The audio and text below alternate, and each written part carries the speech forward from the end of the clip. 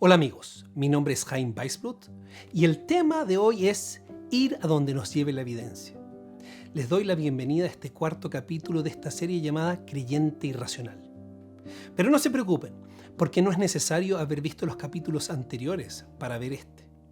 Es verdad que todos los videos de esta serie abordan el mismo tema, pero cada uno se puede ver en forma separada, en forma independiente.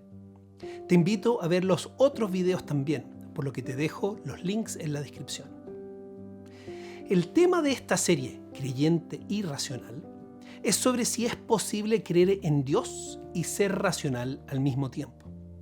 Para muchos pareciera ser que creer en Dios significa, por definición, abandonar la razón.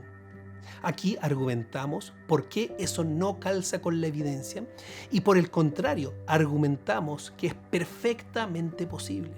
Y en mi opinión, incluso necesario involucrar la racionalidad en la creencia en Dios. Con estos videos queremos exponer que creer en Dios es una posición perfectamente racional. La acusación de que la religión se opone a la razón se encuentra por todos lados haciendo un gran ruido en nuestra cultura. Déjame presentarte solo un par de ejemplos. Primero tenemos el caso del prolífico autor y filósofo francés Michel Onfray, que lo expresa muy gráficamente. Dios sentencia a muerte a todo lo que se le opone, partiendo por la razón, la inteligencia y la mente crítica. Todo el resto sigue una reacción en cadena. Y una de las manifestaciones de esta supuesta irracionalidad del creyente en Dios, según este tipo de opiniones, está en el hecho que supuestamente los creyentes están comprometidos con su creencia antes de cualquier evidencia, e incluso a pesar de la evidencia en contra. Es decir, su creencia en Dios es a priori, es decir, antes de cualquier prueba o evidencia. Sin ir más lejos, estas acusaciones me las han hecho en los comentarios aquí mismo en este canal. La pregunta entonces es, ¿son solo los científicos los que siguen con una mente abierta las evidencias a donde quiera que éstas apunten?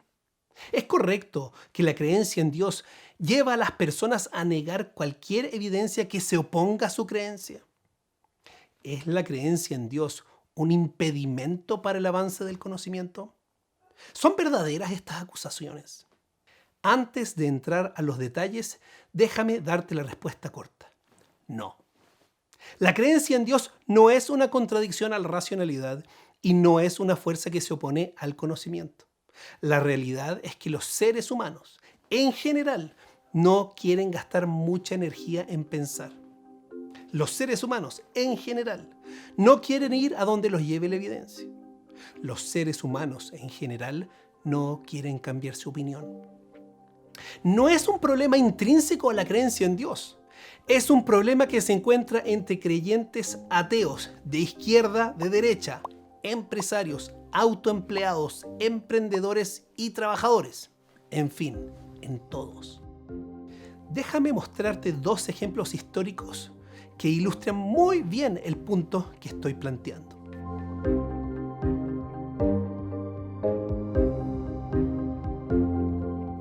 Uno de los casos históricos que se enseña frecuentemente en las clases de historia en los colegios fue la persecución de Galileo por parte de la Iglesia.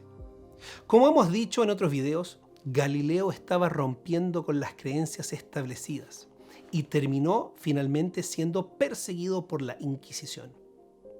Este caso se transformó en uno de los íconos históricos, donde se mostró la actitud anticientífica de la creencia religiosa.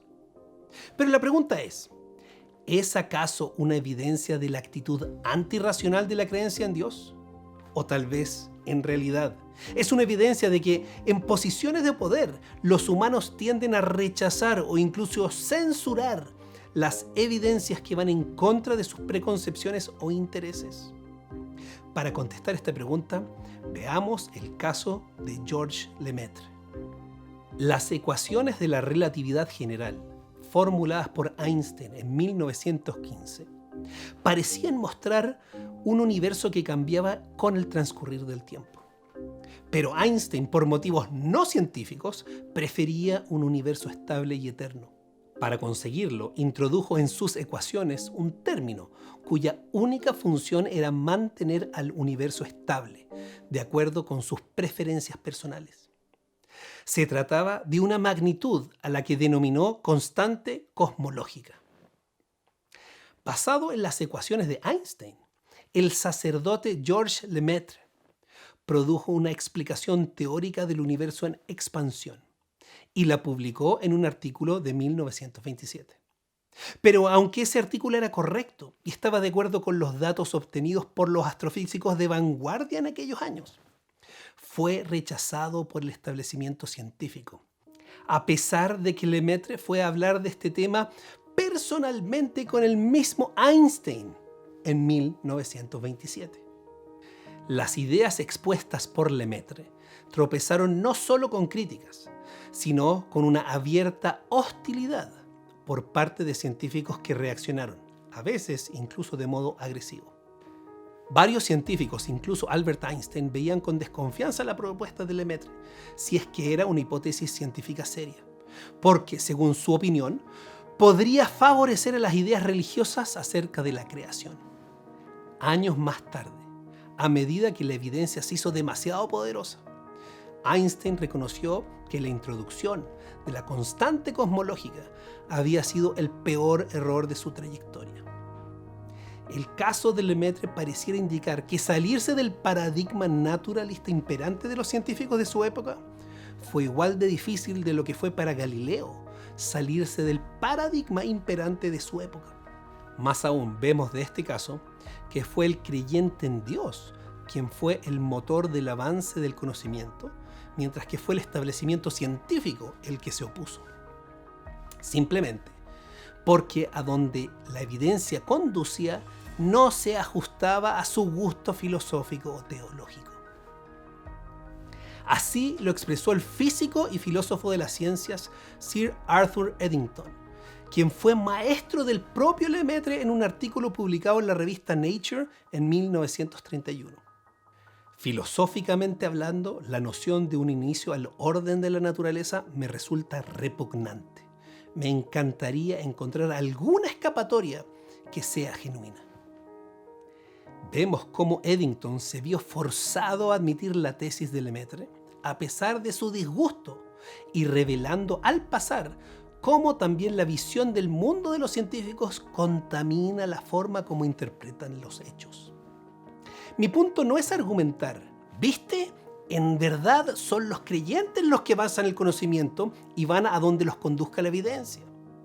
Más bien, mi punto es que son los seres humanos, en general, los que no quieren ir a donde los lleve la evidencia. Son los seres humanos, en general, los que no quieren cambiar su opinión. Sobre todo, si esto puede implicar un cambio en el modo de vivir, posición de poder o intereses económicos. Y esto sería así, ya sea creyentes o ateos, ya sean de izquierda o derecha. Es una condición humana natural que requiere de un esfuerzo consciente para ser superada.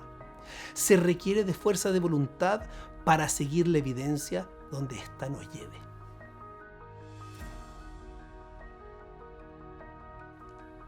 Anthony Flew fue un filósofo inglés perteneciente a las escuelas del pensamiento analíticas y evidencialistas, notable por sus trabajos en filosofía de la religión. Con más de 40 libros, entre los cuales se encuentran títulos como Dios y filosofía, Ética evolutiva, La presunción del ateísmo, Evolución darwiniana, Dios, una visión crítica, Humanismo ateo. Anthony Flew era considerado por muchos como el ateo más influyente del mundo. En 1985, Flew recibió el premio In Praise of Reason, el más alto honor de los premios del Comité de Investigación Escéptica. El premio fue entregado en reconocimiento a sus contribuciones de larga data al uso de métodos de investigación crítica, evidencia científica y razón en la evaluación de las afirmaciones de conocimiento y la resolución de problemas sociales. Para ese momento, Flew ya era considerado como uno de los principales íconos del ateísmo mundial y representante además de un gran racionalismo. Sin embargo, en el año 2004, en una entrevista que se publicó en la revista Philosophia Christi, dijo que tuvo que rendirse ante la evidencia de los hechos. Según Flew, tales hechos incluían recientes descubrimientos científicos en los campos de la cosmología y de la física. Además, explicó, los hallazgos realizados durante más de 50 años de investigación del ADN sirven de base para nuevos y poderosísimos argumentos a favor del diseño. Declaró también que incluso el relato bíblico del capítulo 1 del Génesis podría ser exacto desde el punto de vista científico. Posteriormente escribió un libro explicando su cambio. La tormenta, los ataques y descalificaciones contra Flew llegaron de inmediato. La controversia fue tan grande que lo llevó a ser entrevistado por la BBC y por ABC News. En esta última entrevista, al ser consultado sobre si su nueva creencia molestara a la gente, bueno, es una lástima, dijo Flew. Toda mi vida ha estado guiada por el principio del Sócrates de Platón. Sigue la evidencia a donde sea que te lleve. Producto de la controversia, Jonathan Witt comentó: aquellos que admiraban el intelecto de Flew cuando era ateo deberían escuchar atentamente su razonamiento ahora. Porque si un hombre se convierte de repente en persona non grata por cambiar de opinión, la posibilidad de un discurso civil razonado se marchita. Aquí tenemos el caso de una persona declarada toda su vida como ateo, premiado por su racionalismo y mente crítica, que testificó que fue la evidencia científica lo que lo llevó al deísmo. Pero sus conclusiones resultaron inaceptables para el entorno filosófico y científico apegado a las visiones ateas y materialistas del mundo. De la noche a la mañana, alguien que había sido alabado por su racionalismo pasó a ser considerado un ícono del oscurantismo, simplemente por haber cambiado su opinión de acuerdo a los hechos de lo que él consideraba que era lo que indicaban las ciencias. No estamos invocando un argumento de autoridad diciendo que si Flew cambió de opinión, entonces también tú deberías. Lo que estamos diciendo es que tanto en el campamento de los creyentes como en el campamento de los no creyentes vamos a encontrar oposición a evidencia cuando ésta va en contra de creencias previas. Con los casos de Georges Lemaitre y Anthony Flew, tenemos dos ejemplos claros para decir que fueron personas que siguieron su racionalidad y siguieron la evidencia donde eso los llevó. Lo que estoy afirmando es que ser creyente en Dios, tal como el filósofo ateo militante Anthony Flew descubrió, sí se basa en evidencias. Descubrió que estas evidencias no estaban solo en el mundo de la lógica, de la filosofía y de la metafísica, sino que también se encontraban en el mundo de las ciencias. Hay algunos que quieren imponer la idea de un supuesto conflicto entre la creencia en Dios y la racionalidad. Quieren hacernos creer que hay una guerra entre la religión y la ciencia. Te invito a que consideres cuáles pueden ser las motivaciones para hacer eso. Pero en realidad no hay tal conflicto. Donde sí hay una guerra, donde sí hay un conflicto, no es entre religión y ciencia.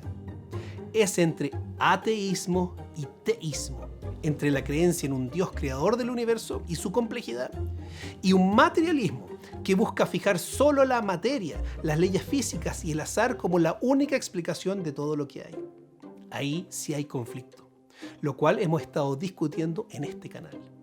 Pero la religión y la ciencia no solo pueden coexistir, sino que son un complemento para ayudarnos a entender la realidad en toda su complejidad.